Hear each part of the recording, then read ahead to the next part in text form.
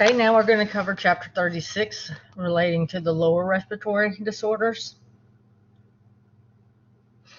And the key points covering this is the chronic obstructive pulmonary disease, which you know as COPD, and the restrictive pulmonary diseases are the two major categories of the lower respiratory tract disorder. Now, you know, COPD is caused by the airway obstruction with increased airway restriction or airflow to the lung tissues because of a chronic inflammation, and causes the fibrous tissue, which is the damaged tissue in the lungs, and it's usually related to the lower, and so you have that little shallow breathing with the puff going outward. So a restrictive lung disease is a decreased total lung capacity as a result of fluid accumulation or a loss of the elasticity of the lung, which is, you know, the damage that has been done from different foreign pathogens, which, you know, usually you see in these day and time that anyone that has smoked, it eventually catches up to the patient because of the fact you'll start seeing later on they'll start having a cough, and they get bronchitis frequently, and they're more prone to infection, and in turn it keeps on exaggerating the symptoms, which damage the lungs. Now the asthma is also, it's an inflammatory disorder of the airway walls associated with the varying amount of airway obstruction. When activated by the stimuli, the bronchi airways become inflamed and edematous, has a lot of edema leading to constrictive air passages. So therefore, people that have had chronic asthma, people that have had a pneumonia, numerous times will have this issue. People that are exposed to asbestos. You see, this is not, our generation won't see that as much because of the fact with asbestos being outlawed. And when remodeling or homes that had asbestos, especially built in the 60s and before, that used for insulation, or it was an inexpensive way of building material, that has caused a lot of problems. And you see, or not as often anymore, but people that worked in shipyards, you'd be like your grandparents or great grandparents that had to do that during the Depression era. It always had asbestos, and so therefore it caused residual damage.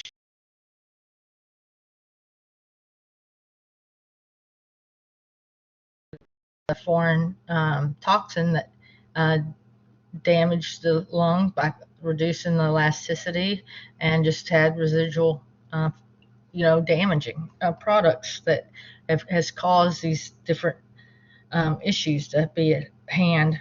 And it's not acute anymore; it's more chronic.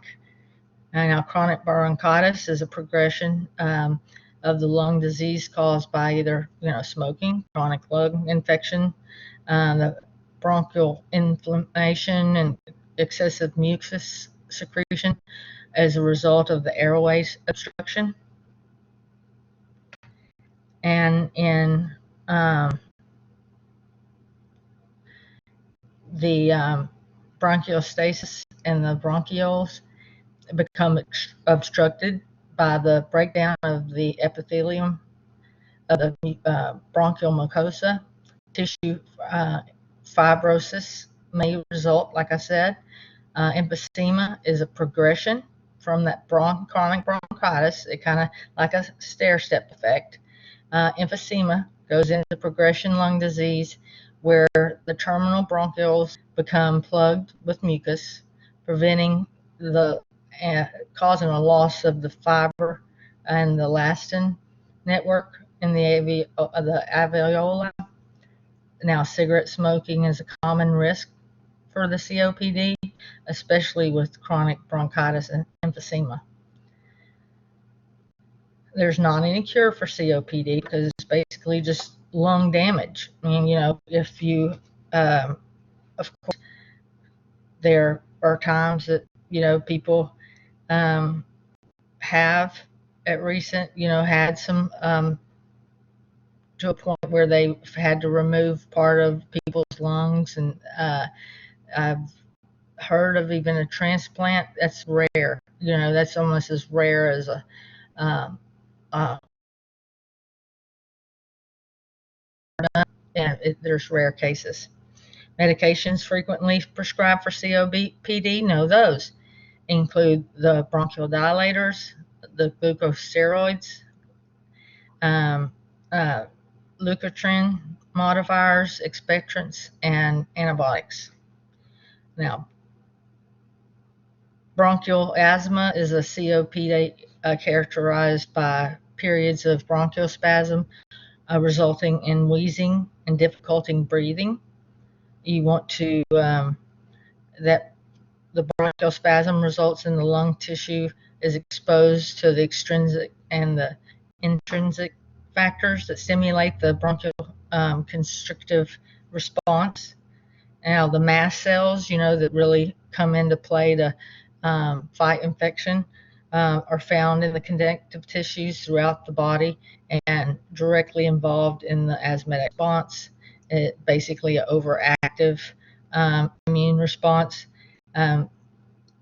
particularly in the extrinsic factors. And so, no extrinsic and intrinsic, and how they play a part in this. Allergens attach themselves to the mast cells. So you'll see the basophils resulting in a antigen antibody, and you'll reaction for the mast cells in the lungs. So, the mast cells stimulate the release of the chemical mediators as such as histamine. So you get the hyperhistamine response, and the cytokines and the serotonin, eosinophil, chemo tractor factor, and the anaphylaxis. You'll see anaphylaxis referred to sometimes as capital CF-A, and the leukotrienes. Now, exposures to the allergens result in the bronchial hyperresponsiveness, epithelial shedding of the bronchial wall, mucus gland hyperplasia and hypersecretion, leakage of the plasma that leads to swelling, and then the bronchial constriction. Now, the sympathomimetics increased the actual C amp, which is causing the dilation of the bronchioles, and then the acute bronchial spasm caused by the anaphylaxis from the allergic reaction. The non-selective sympathomimetic epinephrine is given subcutaneously to promote the bronchodilation and it does elevate the blood pressure. Now, do know how epinephrine will cause pulmonary and cardiac effects. And for the bronchospasm associated with the chronic asthma, COPD, selective beta-2 agonists are given by aerosol as a tablet. These drugs primarily on the beta-2 receptors, therefore the side effects are less severe. So, like albuterol is selective to beta-2 adrenergic that is given to patients with COPD to use when symptoms worsen, and is used to rescue inhalers in people with emphysema. Now you'll even see that with children or people that have asthma will carry around the inhaler, the albuterol inhaler, and they have other inhalers that you want to know. The side effects you want to know.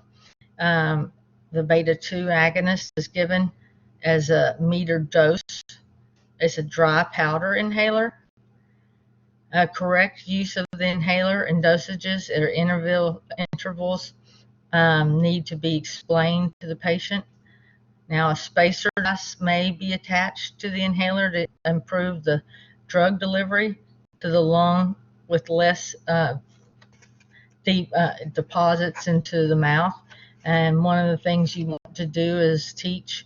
It will cause a bad taste. So with that residual medication, especially with children, and they want to get it right up to the mouth and they don't deliver it properly. So you have to teach that. The spacers are really recommended for them, and then you want them to wash their mouth out when they're finished. The side effects, adverse reactions of epinephrine include the tremors, dizziness, hypertension, tachycardia, heart palpitations, cardiac dysrhythmias, and angina. The patient needs to be closely monitored if epinephrine is delivered.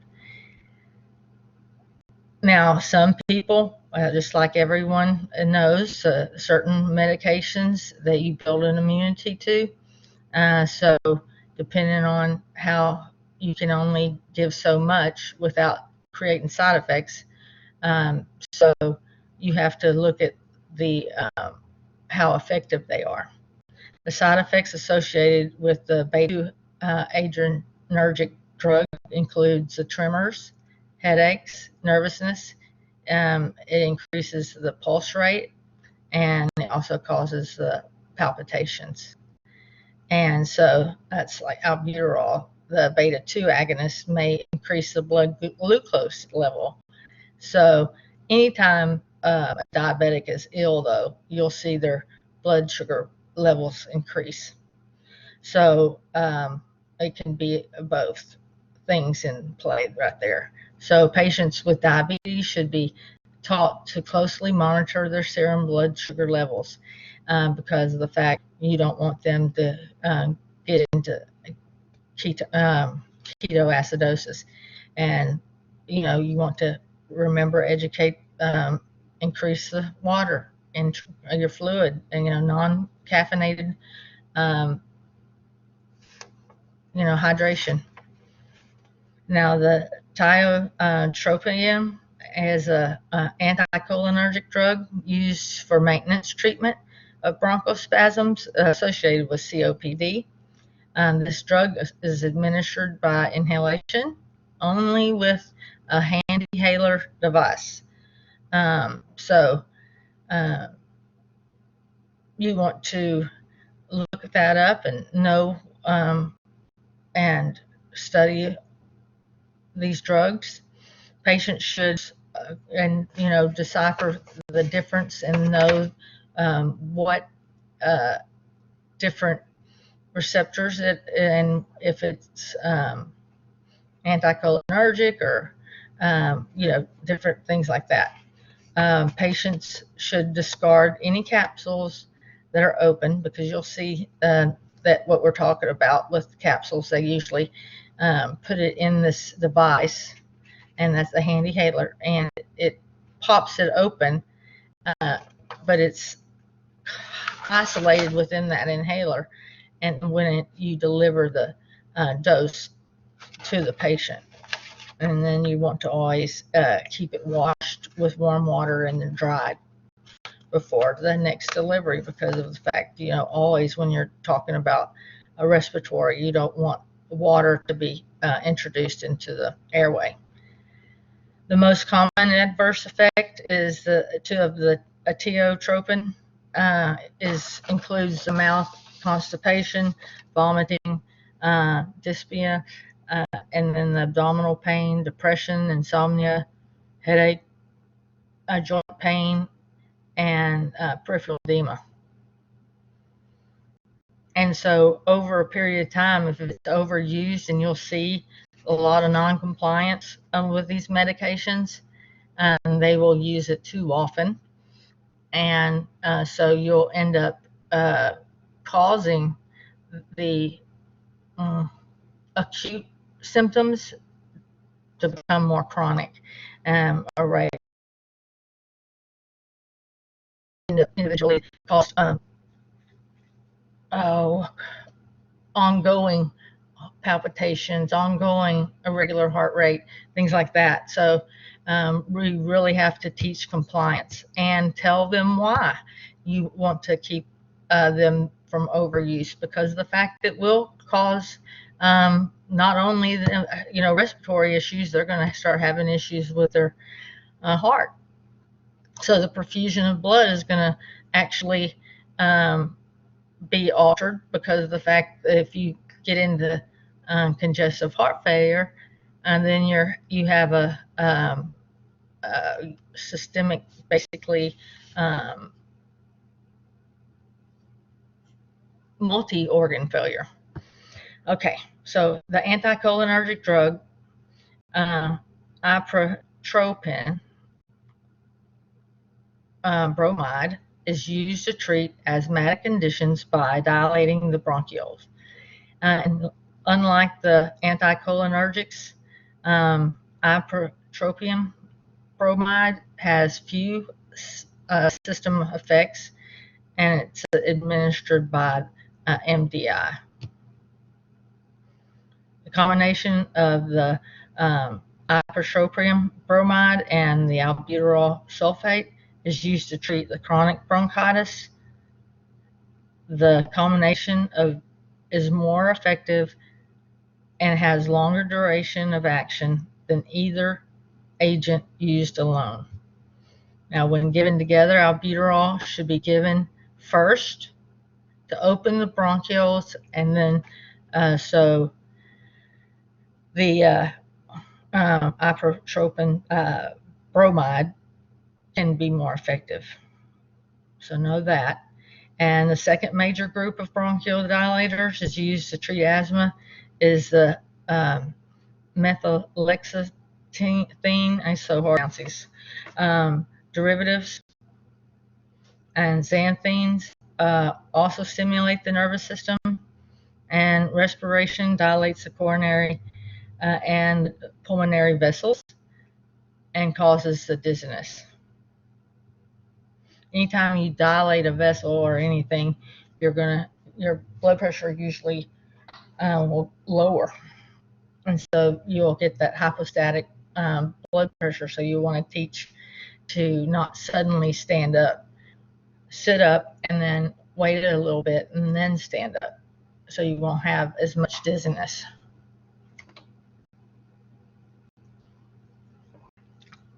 The theophylline and the amexethazine derivative relaxes the smooth muscles of the bronchi and bronchioles and pulmonary blood vessels by inhibiting the enzyme phosphodiesterase. Tracy, read that. Resulting in the increase of the C-amp, which promotes the bronchodilation.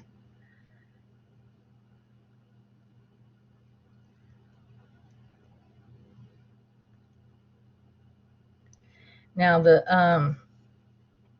theophylline has low therapeutic index and narrow therapeutic range. It's from 5 to 15 micrograms per milliliter. The serum or the plasma theophylline concentrate level should be monitored frequently to avoid severe side adverse effects. Toxicity is likely to occur when the serum level is greater than 20 micrograms per milliliter. Because of the numerous side effects and adverse reactions, drug interactions narrow the therapeutic drug range. The theophylline is prescribed mostly for maintenance therapy in patients with chronic stable asthma and other COPDs, and when the drug has failed to show improvement. Now, you want to know the patient on the theophylline or the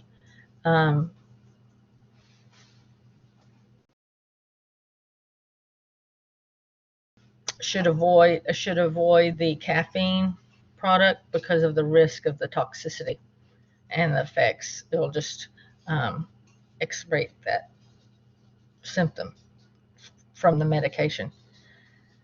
Leukotriene is a chemical mediator that can cause inflammation changes in the lung.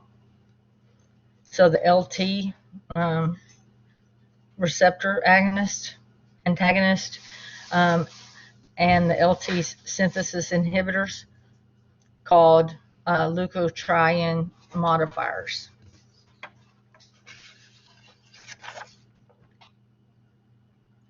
Now, they're effective in reducing the inflammation symptoms and the asthma triggered by the allergic and the environmental stimuli. The drug groups are recommended for treatment of acute asthmatic attacks rather than these that are exercise-induced asthma. Especially those exercise-induced asthma is usually the asthma that children will outgrow. So you want to treat it, though, while they're young so they don't have secondary issues come into play. The glucocorticoids are used to treat respiratory disorders, particularly asthma. These drugs have anti-inflammatory action and are indicated if the asthma is unresponsive to the bronchodilator therapy or if it's a patient with an asthmatic attack while on maximum doses of the theophylline or the adrenergic drugs. Inhaled glucocorticoids are not helpful in treating a severe asthma attack because it may take 1 to 2 or 4 weeks for the inhaled steroid to reach its full effect.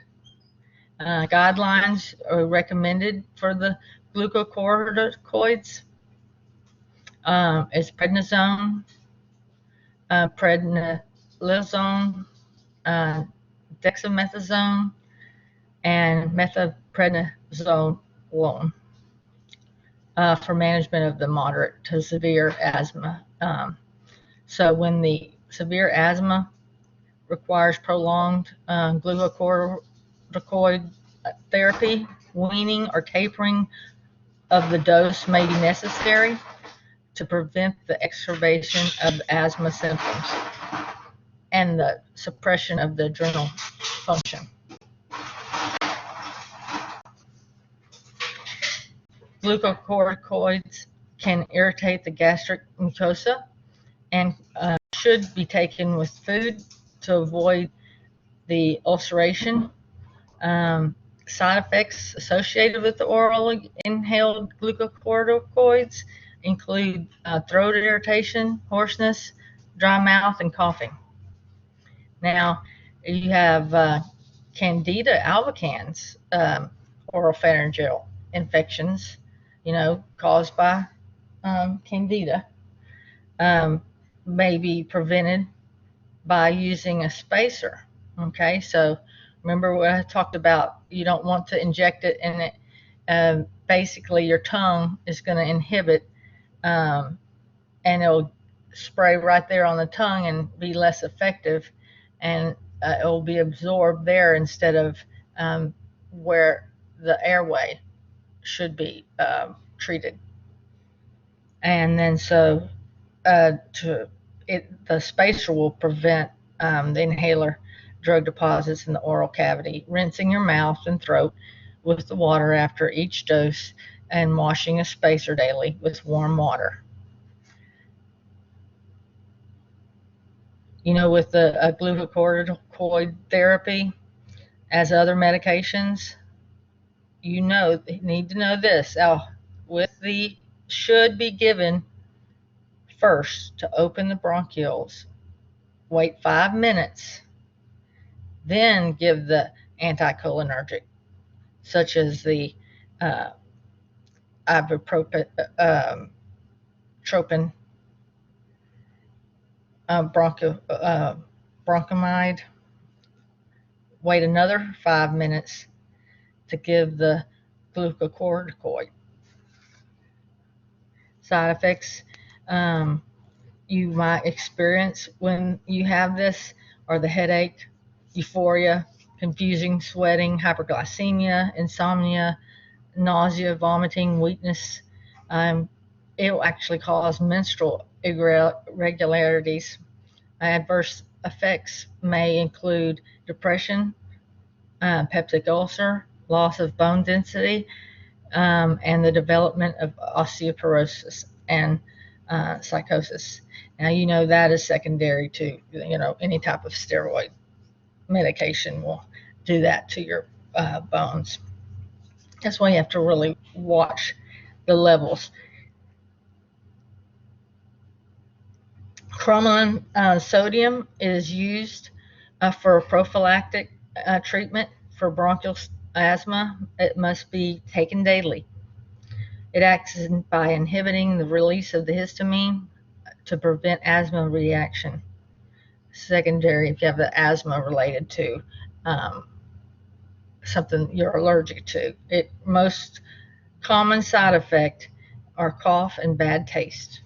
This effect can be decreased by water intake before and after the taking or using the drug.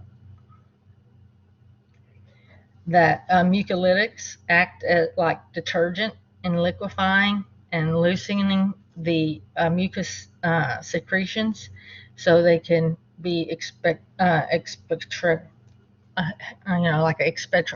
It's kind of like a surfactant type of thing.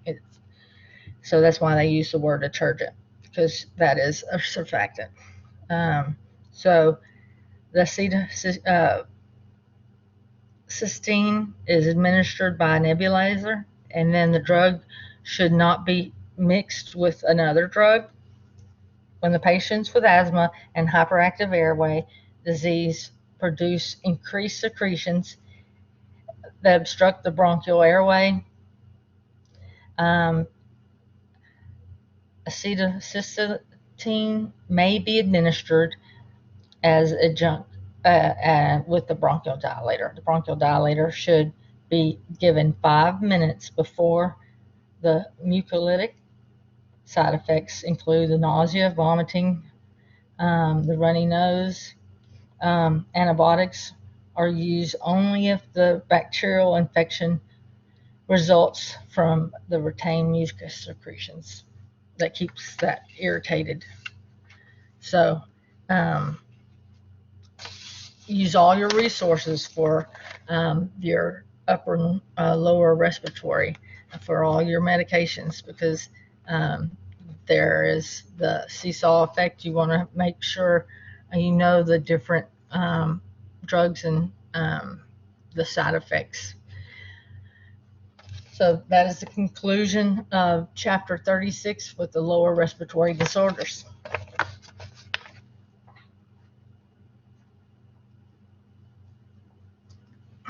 Thank you.